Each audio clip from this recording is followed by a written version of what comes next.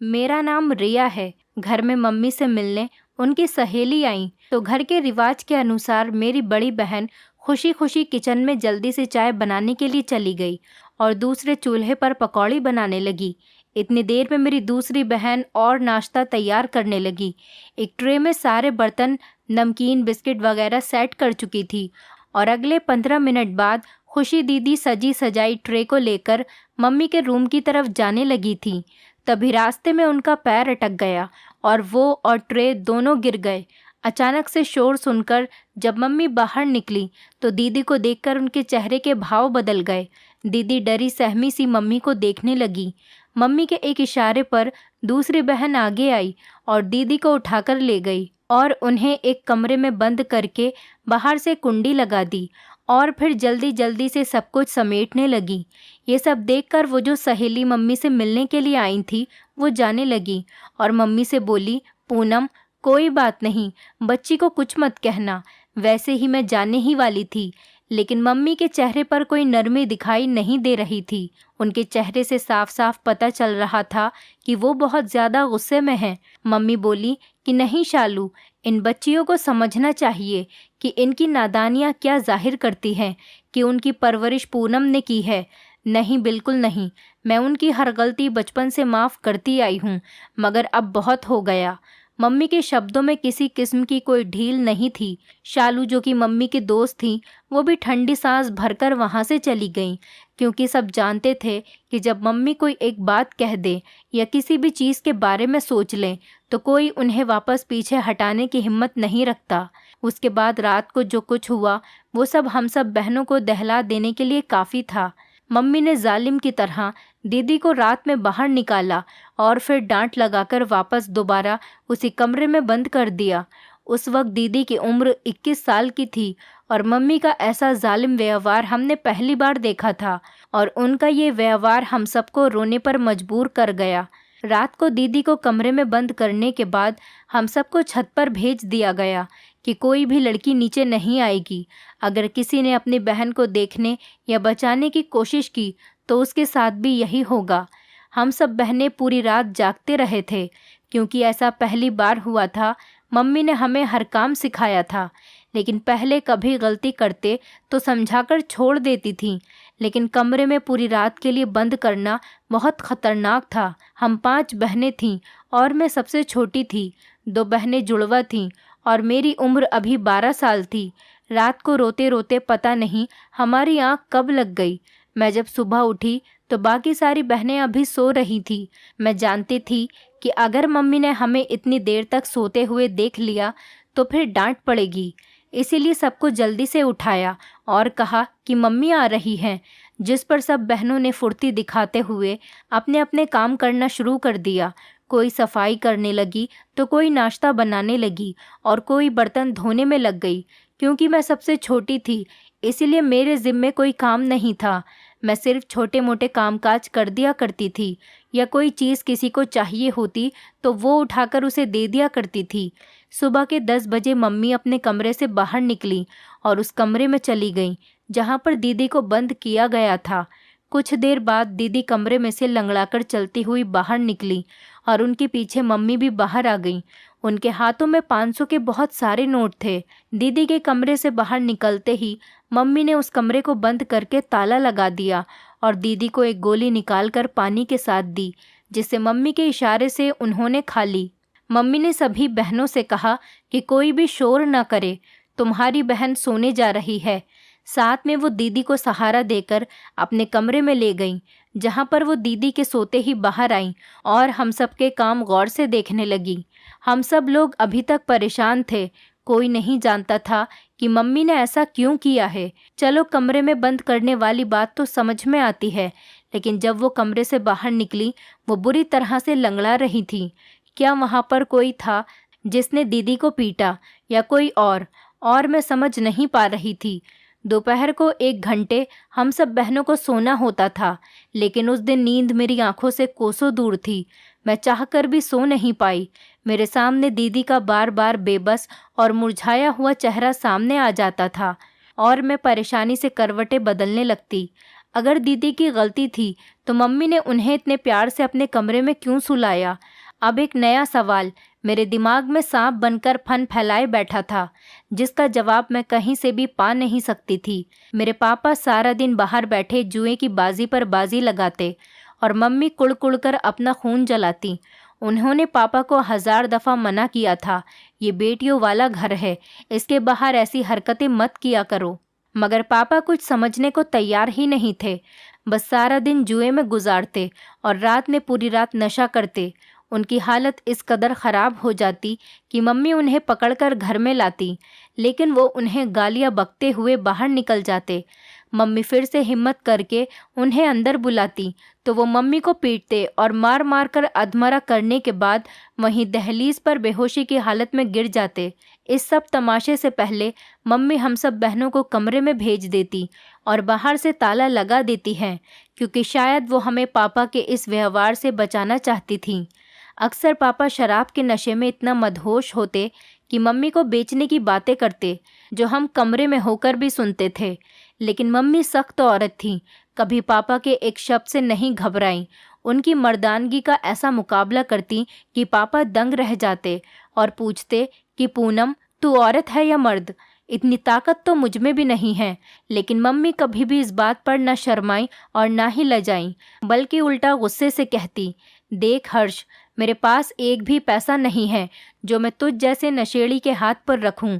मैंने जैसे तैसे करके ये घर बनाया और मैं तुझे इस घर में रख रही हूँ। तो मेरा एहसान मान, यही बहुत है। अगर तूने कोई तोड़ फोड़ की तो तुझे यहाँ से बाहर निकाल दूंगी। हमारा घर कोई कोठी नहीं था, बस इसमें मार्बल का काम हुआ था और एक अच्छा सा ड्राइंग रूम था। मम्मी के लिए यही कोठी से कम नहीं था, यही कोठी के बराबर था। मम्मी की ऐसी बातें सुनकर पापा फिर बीन बजाने लगते। कहते कि देख पूनम, थोड़े से तो पैसे दे दे मुझे। तू चाहती है कि तेरा पति जुआ खेलने बैठे तो एक पैसा भी उसकी जेब से ना निकले। लेकिन मम्मी की ना कभी हाँ में नहीं बदली थी। फिर रात के नशे में जब पापा मम्मी को कट लगाते, अलमारी में पड़े सारे पैसे पापा को दे देती थी। लेकिन अगले दिन मम्मी के पास फिर ढेरों पैसे होते थे। हम सब बहनें हैरान तो होती कि पापा भी नहीं कमाते और मम्मी भी कोई काम नहीं करती, लेकिन फिर इतने पैसे कहाँ से आ जाते हैं? मगर ये बात मम्मी से पूछने की किसी में भी हिम्मत नहीं थी। हम सब मम्मी से बहुत ज़्यादा डरते थे और ये खौफ दुगना हो जाता जब पापा हमारे सामने आ जाते।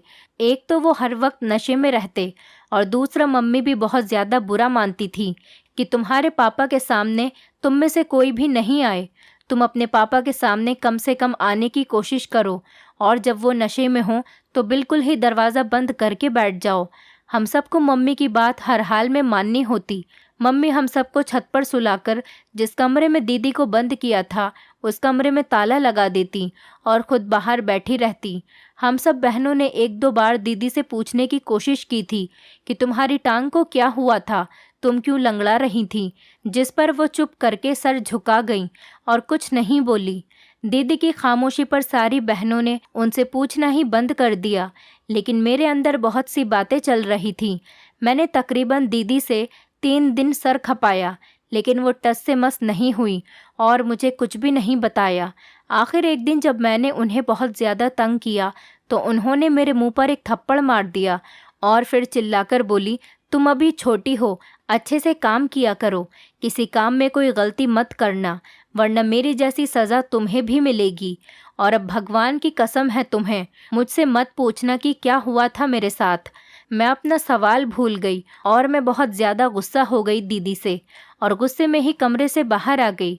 मुझे इतना ज़्यादा गुस्सा आ रहा था और उसके साथ रोना भी आ रहा था। बार बार दिल में यही बात आती कि क्या था, बस मैंने तो यही पूछा था कि तुम लंगड़ाकर क्यों चल रही थी, ऐसी क्या सज़ा दी मम्मी ने। मगर दीदी ने कितनी ज़ोर से थप्पड़ मारा। अब कभी मैं उनसे बात नहीं करूँगी। इसी तरह रोते रोते मैं सो गई। मुझे लगा था कि मेरे बात ना करने से मेरी बहन को फ़र्क पड़ेगा, मगर उसे तो किसी चीज़ से भी फ़र्क नहीं पड़ता था सिवाय मम्मी के। मम्मी के एक इशारे पर वो खड़ी हो जाती। मम्मी के एक इशारे पर वो बैठ जाती। अब मम्मी रोज़ ही उसके कामों में कमियां निकालती। अगर कहीं मिट्टी का एक ज़र्रा भी दिखाई पड़ जाता तो मम्मी दीदी को उस कमरे में भेज देती और अगले दिन बेचारी लंगड़ाते हुए चलकर बाहर निकलती। मुझे ये देखकर दीदी के लिए तरस भी आता था और मम्मी के लिए नफ़रत बढ़ जाती थी। अगर सज़ा ही देनी थी तो फिर सुबह को आराम की गोली क्यों खिलाती थी बेचारी दीदी को। मेरा गुस्सा भी 6-7 दिन में ख़त्म हो चुका था, क्योंकि मुझसे बहन की तकलीफ़ देखी नहीं जाती थी। एक दिन जब मेरी दूसरी बहन तनु से सब्ज़ी जल गई तो मम्मी बहुत ज़्यादा गुस्सा हुई और रात के समय मेरी उस बहन को भी उस कमरे में बंद करके ताला लगा दिया। खुद हम सब बहनों को छत पर भेजकर खुद बाहर कुर्सी रखकर बैठ गईं। हम सब बहनों को अब आदत हो चुकी थी तो हम सब बहनें सो गईं, मगर रात को सूसू करने के लिए जब मेरी आँख खुली तो खुशी दीदी घुटनों में सर दिए बैठी थी। मुझे लगा शायद उनकी टांग में दर्द हो रहा है, तभी वो ऐसे बैठी हैं। जल्दी से दीदी के पास गई और उनका सर उठाया तो वो बेआवाज़ बहुत बुरे तरीके से रो रही थी। मैं घबरा गई कि हे भगवान, ज़्यादा दर्द ना हो रहा हो। वैसे भी पापा नशा करके पड़े हुए होंगे तो दीदी को डॉक्टर के पास कौन लेकर जाएगा। दीदी, क्या हुआ है? दर्द हो रहा है? मैं मम्मी को बुलाऊं? दीदी ने मेरी पहली बात पर कोई जवाब नहीं दिया, लेकिन जब मैंने मम्मी को बुलाने की बात की तो वो चौंक गईं और जल्दी से अपने आंसू पोंछ लिए। कहने लगी, नहीं रिया, मम्मी को नहीं बुलाना और मेरे दर्द नहीं हो रहा, मैं किसी और वजह से रो रही हूँ। ये बात सुनकर मेरा शक फिर से अंगड़ाई लेकर जाग चुका था। और कौन सी बात है दीदी, मुझे भी बताओ। मैं धीरे से दीदी के और करीब आ गई, क्योंकि मुझे ऐसा लग रहा था कि आज दीदी मुझे सब कुछ बता देंगी। तभी मैं इतने जोश में आ गई थी, लेकिन ऐसा नहीं हुआ। दीदी ने फिर एक बार मेरी उम्मीदों पर पानी फेर दिया और मुझे कुछ भी नहीं बताया। वो मुझसे सिर्फ इतना बोली, रिया, तुम कोई भी गलती कभी मत करना, इतना अच्छा काम करना कि तुम्हें मम्मी कभी भी कोई भी सज़ा न दे सके। मैं उनकी बातें ध्यान से सुन रही थी। फिर पूछा, दीदी तुम क्यों रो रही हो? मैं उनकी बात पर बहुत ज़्यादा हैरान थी। तभी दीदी के दिल से मचलता हुआ सवाल ज़बान पर ले आई, कुछ नहीं, बस मुझे तनु की फ़िक्र है, जिसे मम्मी ने कमरे में बंद कर दिया है। मैं इसीलिए रो रही हूँ। बेचारी कैसे रहेगी वहाँ? मुझे दीदी की बात से बस थोड़ी सी सहमति थी। दुख तो होना चाहिए, लेकिन तुम भी तो देखो, तनु दीदी ने सब्ज़ी कितनी बुरी तरीके से जलाई और नतीजे में हमने आज रात का खाना भी नहीं खाया। मुझे सब्ज़ी जलने का बहुत बुरे तरीके से दुख था। आज मेरा मनपसंद खाना बन रहा था, जिसकी वजह से मम्मी ने उसको कमरे में बंद कर दिया था। मुझे मेरे दुख में तनु दीदी की सज़ा भी सही लग रही थी। मेरी बात पर दीदी की रोती हुई आंखें एकदम से छोटी हुई और फिर अगले ही पल उन्होंने मेरी कमर पर एक ज़ोरदार घूंसा मार दिया। कितनी खुदगर्ज हो तुम रिया, उधर तुम्हारी बहन को सज़ा मिल रही है और तुम ऐसी बातें करके मेरा दिल जलाने पर तुली हुई हो। भगवान से दुआ करो कभी तुम पर ये वक्त ना आए जब तुम्हें पता चलेगा कि असली गम क्या होता है। मेरा सारा गुस्सा झाग की तरह बैठ गया।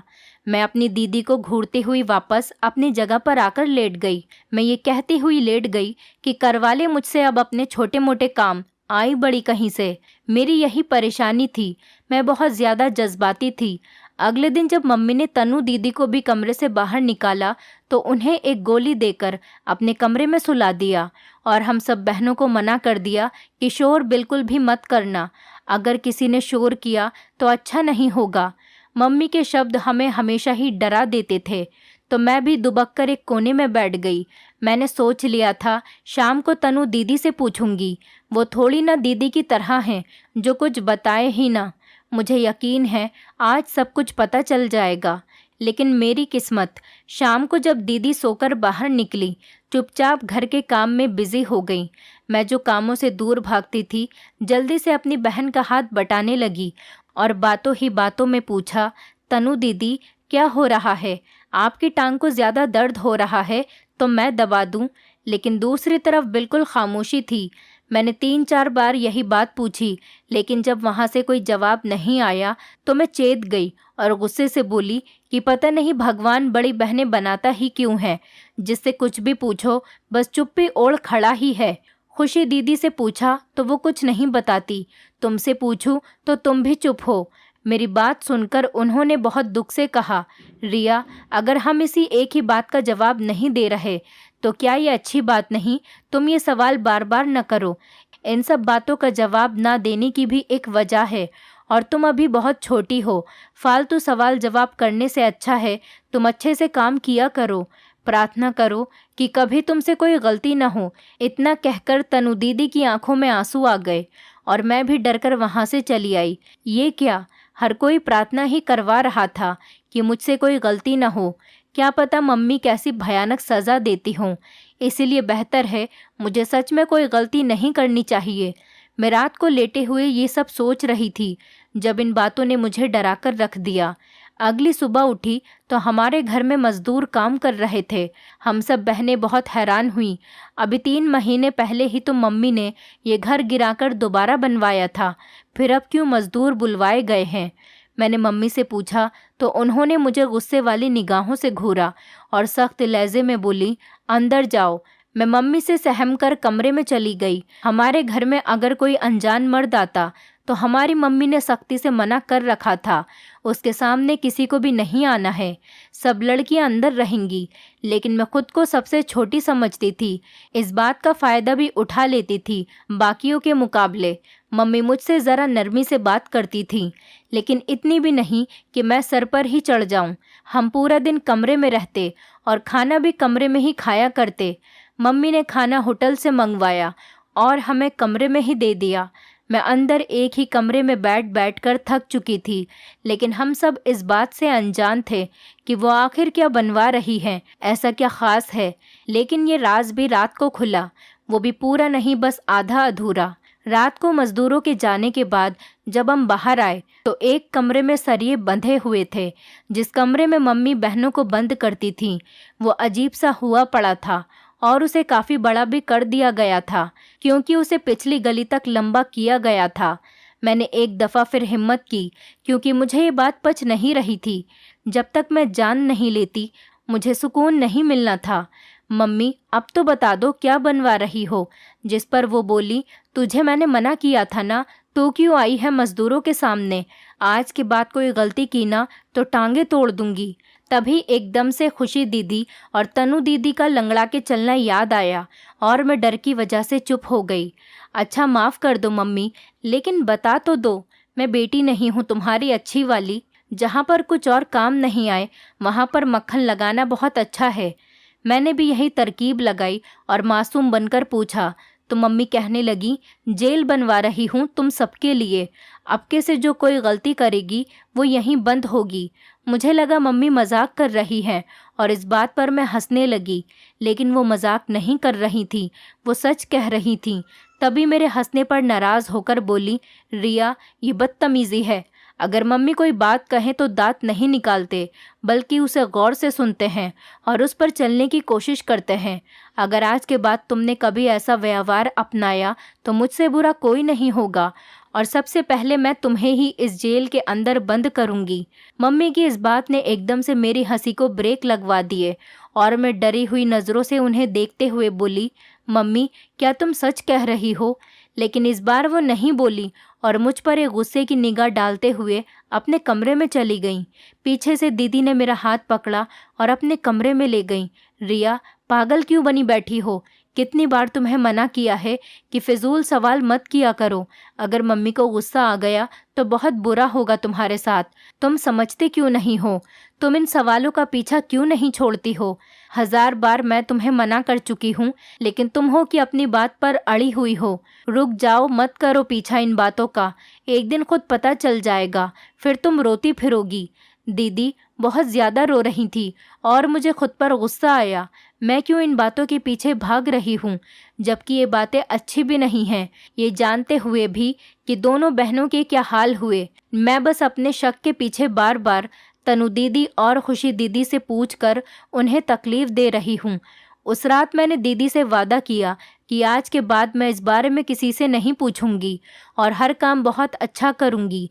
मम्मी को कभी शिकायत का कोई मौका नहीं दूंगी। बस इस बार मुझे माफ़ कर दो, मैंने तुम दोनों का दिल दुखाया है। दीदी इस बात से बहुत ज़्यादा खुश हुई। अपने बैट के नीचे से 500 रुपये निकाल कर मुझे दिए। मैं हैरान रह गई, उनके पास इतने सारे पैसे कहाँ से आए? मम्मी तो हम में से किसी को भी खर्चा नहीं देती थी। मैंने दीदी से पूछा तो वो मुस्कुरा दी और बोली, तुमने देखा है ना कि जब मैं कमरे से बाहर आती हूँ तो मम्मी 500 के कितने नोट उठाती हैं। मैंने इस बात पर जल्दी से सर हाँ में हिला दिया। दीदी कहने लगी, मैंने भी उन्हीं पैसों में से कुछ उठा लिए थे। अब ये तुम्हारे हुए क्योंकि तुम मेरी बात मान रही हो, और अगर तुमने मुझसे किया वादा तोड़ा तो मैं उसी दिन तुमसे हमेशा हमेशा के लिए खफा हो जाऊंगी और कभी बात नहीं करूंगी। मैंने उन्हें यकीन दिलाया कि कभी भी ऐसा नहीं होगा कि मैं तुम्हारे साथ किया हुआ वादा तोड़ूं। मैंने उस रात सबको ये यकीन दिला दिया कि इस बारे में आज के बाद कोई बात नहीं करनी। अगर मैं ऐसे ही पूछती रही तो मम्मी मुझे ही जेल में न डाल दें। अगले दिन फिर मम्मी ने हम सबको कमरे में बंद कर दिया क्योंकि पापा अपने किसी दोस्त के पास गए थे और सुबह के वक्त वापस आए थे। उस दिन भी पापा ने मम्मी से पैसे मांगे और मम्मी ने देने से मना कर दिया, जिस पर दोनों के बीच में एक बहुत बड़ा झगड़ा हुआ। यहाँ तक कि पापा मम्मी को मारने पीटने लगे और मम्मी पापा से अपना बचाव करने की कोशिश करने लगी, लेकिन पापा ने स्टील का फूलदान उठाया। जैसे ही वो फूलदान मम्मी के सर पर मारने के लिए लपके, वैसे ही उनका पैर बुरी तरह से फिसल गया। पैर फिसलते ही पापा का खुद का सर जमीन पर लगने से फट गया। मम्मी जल्दी से गली में ही मौजूद डॉक्टर के पास गईं। डॉक्टर ने बताया कि पापा का देहांत हो चुका है। ये सुनकर मम्मी बहुत ज़्यादा रोई और हम सब बहनों को भी कमरे से निकाल दिया कि जिस आदमी से मैंने तुम्हें छुपाने की कोशिश की, आज वो इस दुनिया में नहीं रहा। अब कोई ज़रूरत नहीं तुम लोगों को छुपाने की। बाहर आओ, आकर देखो अपने पापा को। मैंने उस दिन मम्मी को पहली बार रोते हुए देखा था, वरना वो तो परेशानी में भी अपने माथे पर एक शिकंज पड़ने नहीं देती थी। हम सब बहनें हमेशा पापा से दूर रहे, लेकिन मुझे भी बहुत ज़्यादा रोना आ रहा था। आखिर जो भी थे, जैसे भी थे, हमारे पापा थे। पापा के देहांत के चौथे दिन ही मम्मी की हालत ठीक हो गई और घर में जो जेल बनने का काम अधूरा रह गया था, मजदूर उस काम को पूरा करने के लिए वापस आ गए। देखते ही देखते 5 दिनों के अंदर जेल तैयार हो चुकी थी। मम्मी अब बहुत खुश रहा करती थी। रोज़ ही सब बहनों का करा हुआ काम देखती और ज़रा सा भी ख़राब होता तो उसे जेल में डाल दिया करती थी और फिर अगले दिन जेल से निकालती तो बहन को गोली खिलाकर सुला देती और ख़ुद 500 के नोट उठा लिया करती। इसी तरह 4 साल हो गए और अब सब बहनें मम्मी की ये सज़ा पा चुकी थीं, सिवाय मेरे, क्योंकि मैं कभी कोई काम नहीं करती थी और ना ही मेरी बहनें मुझे करने देती थी। अगर मैं किसी काम को हाथ लगाती तो वो रोक देती या वो काम छीन कर खुद करने लगती। मुझे बहुत अजीब लगता, क्या हमेशा ही ये सब मुझे एक छोटी बच्ची समझती रहेंगी? मैं 18 साल की हो चुकी हूँ, कम से कम अब तो कोई काम करने दें। लेकिन उन सब का यही जवाब होता, अगर तुमसे कोई गलती हो गई तो मम्मी तुम्हें भी वो सज़ा देंगी। मेरा दिल बहुत मचलता था कि उनसे पूछूं कि आखिर ऐसी कौन सी सज़ा है जिससे तुम सब इस कदर डरती हो। मगर दीदी से किया हुआ वादा भी बहुत अच्छी तरह याद था मुझे, मैं उसे भी तो तोड़ नहीं सकती थी। अब सिर्फ एक ही हल था, मैं काम करूं और मम्मी मुझे सज़ा के तौर पर जेल में बंद कर सके। बहनों का व्यवहार अजीब ही था, कोई भी मुझे काम को हाथ लगाने नहीं देती थी। मेरा शक भी 7वें आसमान पर पहुंच गया। एक दिन मैंने खाना खाया, जल्दी से शीशे के गिलास में पानी पीकर गिलास को हाथ मारा, जिसके नतीजे में अगले ही पल गिलास टूट गया। मम्मी गुस्से से मेरी तरफ आईं, लेकिन अगले ही पल उनके चेहरे पर अजीब सी मुस्कुराहट थी। उन्होंने मुझे जेल में बंद करने को कहा और कहा, अच्छी तरह खा पी लो, बाद में पूरी रात कुछ भी नहीं मिलेगा। मैंने किचन में जाकर अच्छी तरह खाना खाया तो मेरे पीछे मेरी एक बहन चली आई और मेरा दुपट्टा ओढ़कर खुद उन्होंने घूंघट निकाल लिया। मैं चीख पड़ी कि नहीं, मुझे खुद जाना है, जिस पर वो बोली, अच्छा मुझे जाने दो, तुम ऐसा करो, उधर पर्दे के पीछे छुप जाना तो तुम्हें सब पता चल जाएगा। मम्मी ने जैसे ही बहन को जेल में डाला, चालाकी से मैं भी अंदर घुस गई और पर्दे के पीछे छुप गई। जेल बंद होने के बाद मेरी तो जान निकल गई। वहाँ की दीवार एक तरफ को खुलने लगी। सामने ही एक खूबसूरत कमरा था जिस पर ज़मीन पर कालीन बिछा था और इधर उधर तकियों के साथ अलग अलग मर्द बैठे थे। थोड़ी देर बाद ही एक लड़की मेरी बहन को दूसरे पर्दे के पीछे लेकर गई। जब बहन वापस आई तो वो बहुत ज़्यादा सुंदर लग रही थी, किसी दुल्हन की तरह। फिर गाना बजने लगा और मेरी बहन उस गाने पर नाचने लगी। वो पूरी रात नाचती रही और मैं रोते हुए अपनी बहन को अपने हिस्से की सज़ा सहते हुए देखती रही। फिर आखिर जब सुबह हुई तो आदमी एक एक करके वहाँ से जाने लगे, लेकिन जाने से पहले सब अपने हिसाब के मुताबिक हज़ारों के नोट रखकर जा रहे थे। मेरी बहन नाच नाच कर इस कदर थक गई। जब मम्मी ने जेल का दरवाज़ा खोला तो उससे चला ही नहीं जा रहा था। वो लंगड़ाती हुई बाहर निकली। मैं भी चुपके से उनके पीछे बाहर निकली। मैं बहुत जुनूनी लड़की थी। मेरी सब बहनों ने ये जुल्म तो बर्दाश्त कर लिया था, लेकिन मेरे लिए आंखों देखा निगलना किसी भी सूरत में मुमकिन नहीं था। मैंने सोच लिया था कि आज रात को मम्मी के किए की सज़ा उनको ज़रूर दूंगी। आज फिर मैंने गलती की। मम्मी ने मुझे भेजना चाहा तो बाकी बहनों ने मना कर दिया कि हम चले जाते हैं, लेकिन मैंने ज़िद करी और ख़ुद जेल के अंदर गई। रात को वहाँ जाने से पहले मैंने एक बहुत बड़ा कदम भी उठाया था, और वो भी ये कि हमारे मोहल्ले में ही एक सास ने अपनी बहू को मारा था, तो मीडिया वाले आए थे। जाते वक्त मैंने उनका कार्ड गली में से गिरा पड़ा हुआ उठा लिया था, और ना जाने कैसे बचपन से वो कार्ड मेरे पास रखा हुआ रह गया था। पापा क्योंकि मर गए थे तो मैंने उनका मोबाइल उठाकर मीडिया वालों का नंबर मिलाया और उन्हें सब कुछ बता दिया। ये भी बताया कि आज रात आपको अपनी आंखों से सच का पता चल जाएगा। वो लोग मेरी बात पर यकीन करके आ गए, और जैसे ही मम्मी मुझे जेल में लेकर गईं, वो भी पीछे कैमरा लिए चले आए और मम्मी की करतूतों को कैमरे में रिकॉर्ड कर लिया। मम्मी बहुत घबरा गईं, बार बार मुझे गुस्से से देखते हुए अपने सीने से लगाने लगीं कि मेरी बेटी तो पागल है, वगैरह वगैरह। मीडिया वालों ने पुलिस को भी बता दिया, और अगले 4 घंटों में मम्मी जेल के अंदर बैठी थी। मेरी सब बहनें मुझसे बुरी तरह नाराज़ थीं कि मम्मी के साथ ऐसा क्यों किया, मगर मैं चुप थी। मैंने कोई जवाब नहीं दिया। मैं बस अपनी बहनों को बचाना चाहती थी। अगले दिन एक लड़की कांस्टेबल ने हमें बताया, उस औरत ने जुर्म किया है।